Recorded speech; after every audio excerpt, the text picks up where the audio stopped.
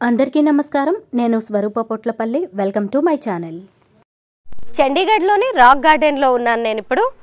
దీన్ని man made sculpture garden అని కూడా అంటారు. దీనికి చాలా హిస్టరీ ఉంది. ముందుకు వెళ్ళి ఈ స్కల్ప్చర్ గార్డెన్లో ఉన్న విశేషాలేంటో చూద్దాం. ఢిల్లీ నుంచి కొంతమంది ladies Chandigarh, Shimla tour plan చేసుకున్నారు. ఆ టైంలో మా వారు చాలా బిజీగా ఉన్నారు. పిల్లలకు సాటర్డే సండే హాలిడే కావడంతో వాళ్ళని తీసుకుని సరదాగా చండీగఢ్, షిమ్లా టూర్ వెళ్దామని నేను డిసైడ్ అయ్యాను. మేమంతా బస్సులో ఢిల్లీ నుంచి ఎర్లీ మార్నింగే చండీగఢ్ బయలుదేరాము. హర్యానా గవర్నర్ మన తెలుగువారైన బండారు దత్తాత్రేయ గారు. ఆయన అధికారిక నివాసమైన రాజ్ భవన్ చండీగఢ్లో ఉంటుంది.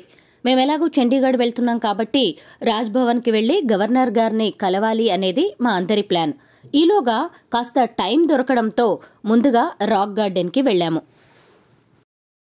రాక్ గార్డెన్ చూడాలంటే కనీసం 2 గంటలైనా ఫ్రీ టైం చూసుకొని మనం రావాల్సి ఉంటుంది. ఇండస్ట్రియల్ వేస్టేజ్, అలాగే ఇళ్లలో పనికిరావని చెప్పేసి పడేసిన వస్తువులను తీసుకొచ్చి కూడా ఇక్కడ అందమైన శిల్పాలుగా తయారు చేశారు. మీరు చూడొచ్చు, ఇక్కడ చాలా రకాలైన స్కల్ప్చర్స్ కనిపిస్తున్నాయి, రాక్స్ కనిపిస్తున్నాయి. అంటే ప్రపంచంలోని వివిధ ప్రాంతాల నుంచి రకరకాల షేప్స్లో ఉన్న బర్డ్స్ లాంటివి, యానిమల్స్ లాంటి వాటిని తీసుకొచ్చేసి ఇక్కడ ఈ రాక్ గార్డెన్లో పెట్టారు. ఇదిగోండి, ఇక్కడ చూసారా, ఇక్కడ కనిపిస్తున్నాయి అన్ని పింగాణి ప్లేట్స్, అంటే పగిలిపోయిన పింగాణి ప్లేట్స్ని కూడా ఇక్కడ ఈ రాక్ గార్డెన్లో డిజైనింగ్ కోసం వాడారు. ఇదిగోండి, మీరు ఎక్కడ చూసినా కూడా ఇక్కడ క్లీన్ అండ్ గ్రీన్గా కనిపిస్తోంది. ఇంకొక వైపు ఎటు చూసినా పచ్చదనం, జలపాతాలు, వాటి హోరుతోటి ఈ ప్రాంతం అంతా ఎంత హాయిగా అనిపిస్తోందో.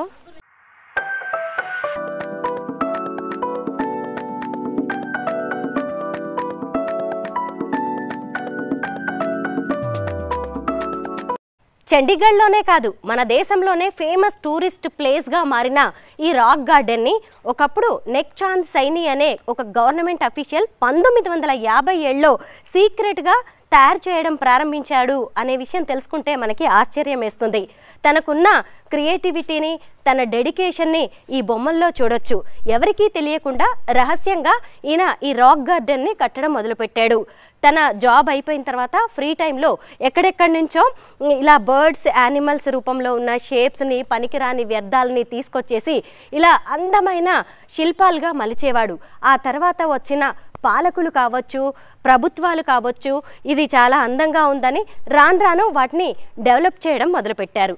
అందుకే ఇప్పుడు మనకి ఇలాంటి అందమైన రాక్ గార్డెన్ లభించిందని చెప్పొచ్చు.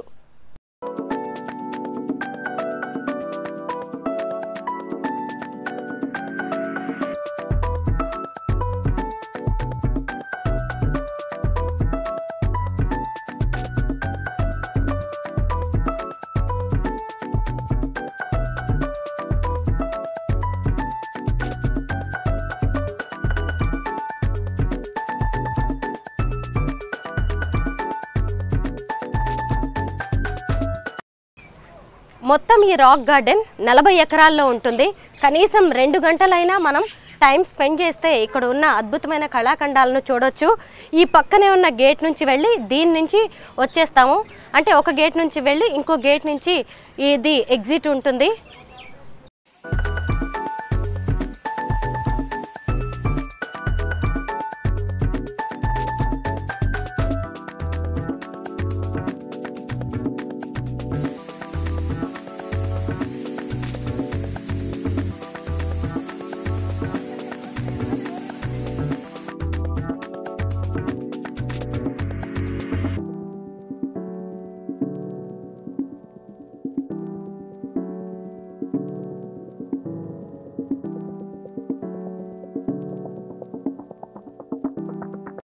అబ్బా, రాక్ గార్డెన్లో ఇది బాగుంది, ఇది బాలేదు అనేదే లేదు. అసలు ఎక్కడ చూసినా కానీ క్రియేటివిటీ కనిపిస్తుంది. అంటే ఒక మనిషి తన ఇంట్రెస్ట్ని ఇలా ఒక పని రూపంలో పెడితే ఎంత అందమైన శిల్పాలు కావచ్చు, ఎంత అందమైన విషయం బయటకు వస్తుంది అనేది కూడా మనం ఇక్కడ చూడొచ్చు. చూడండి, అసలు ముందుకు వెళ్తున్న కొద్దీ అందమైన స్కల్ప్చర్స్ కనిపిస్తూనే ఉన్నాయి.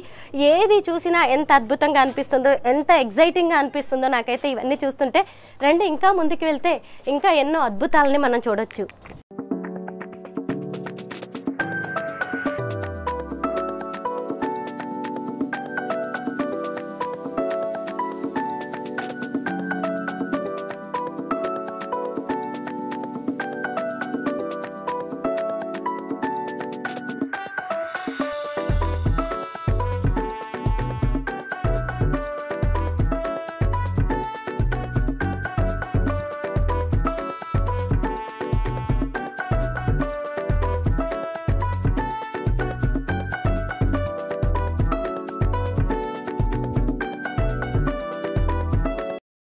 అగ్గిపుల్ల, సబ్బుబిళ్ళ, కుక్కపిల్ల కాదేది కవితకు అనర్హం అన్నాడు శ్రీశ్రీ.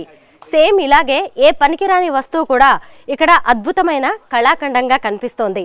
ప్రస్తుతం నేను రాక్ గార్డెన్లోని డాల్స్ మ్యూజియం ఏరియాలో ఉన్నాను. చూడండి, మన ఇంట్లో కానీ ఇంకెక్కడైనా సొసైటీలో కనిపించవు పనికిరానివి అని పడేసిన వస్తువులన్నీ కూడా ఇక్కడ అద్భుతమైన డాల్స్గా, బొమ్మలుగా మారిపోయాయి. మీరు ఇక్కడ చూడొచ్చు వాటిని.